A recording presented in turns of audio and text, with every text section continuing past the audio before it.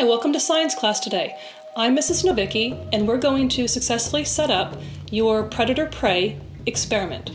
There are 3 things that you need for this lab, and as with any experiment that you're going to set up, you absolutely want to make sure that all of your materials are available and accessible before you begin.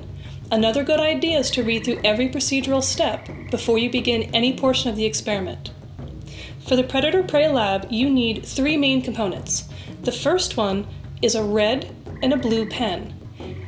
The lab calls for 2 different colors. If a red and blue pen are not available in your home, choose any 2 different colors, but please be very careful to remember which color you designate for your prey and which one you designate for your predator.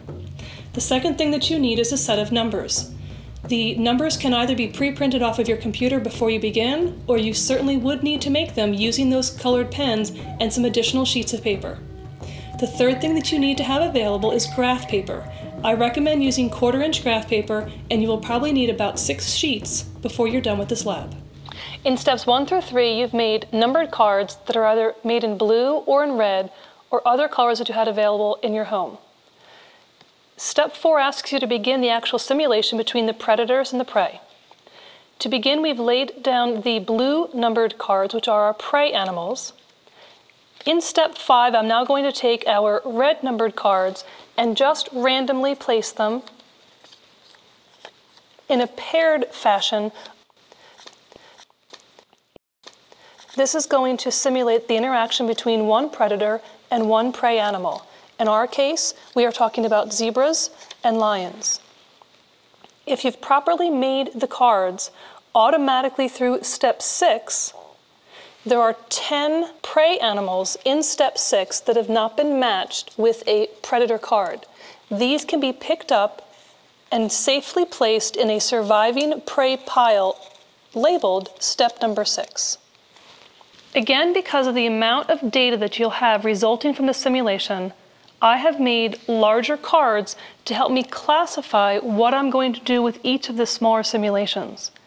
The 10 cards that did not have a predator match are considered surviving prey from step number 6. I'm going to take them and just leave them on my surviving prey pile. What I now need to do with each of the 20 cards that are left are to pick each one up.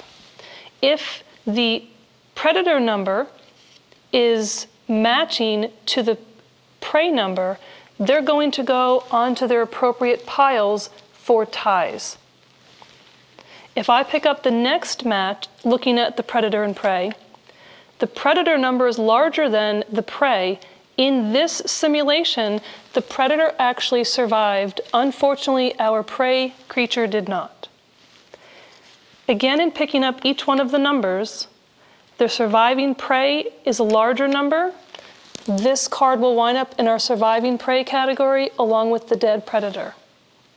What you need to do is to continue with each of the remaining pairs and categorize, did the prey survive or die, and list them in each, or actually lay them into each of the categories as shown so far.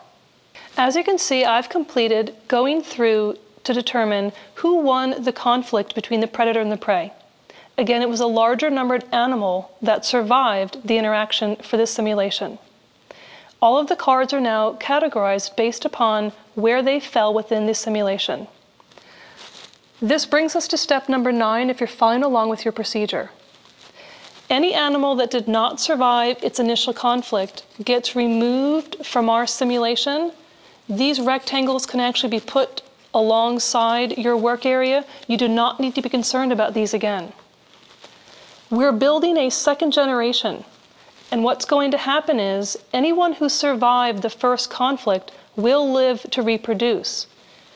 What you're going to need to do is to collect the surviving prey. You now need more rectangles. As you can see, I've printed out some on the computer.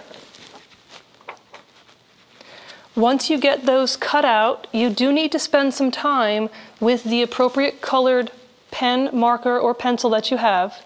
And if a number 4 was a surviving prey, you now need to make a duplicate number 4. Each one card from the survivor pile will have an offspring of its exact number. Once you've completed those for the prey, you need to do the same thing for the predator pile. There was something about the number 6 predator that allowed him to survive that conflict. With your blank rectangles, you're going to also reproduce any number found in the predator pile in a 1-to-1 ratio for a new card. It's at this point that you need to get your graph paper. For this generation, you're going to go ahead and list the organisms by number. We only had animals numbered 1 through 10. And then on the vertical column, you're going to list numbers. For this case, every line could be a numbered 1, 2, 3. And you need to plot and graph how many of number 1 animals survived. So you do need a piece of graph paper for your predators, and you do need a piece of graph paper for your prey. You will label these. The next portion of the simulation asks you to go ahead as you get to step 15 and repeat the entire simulation.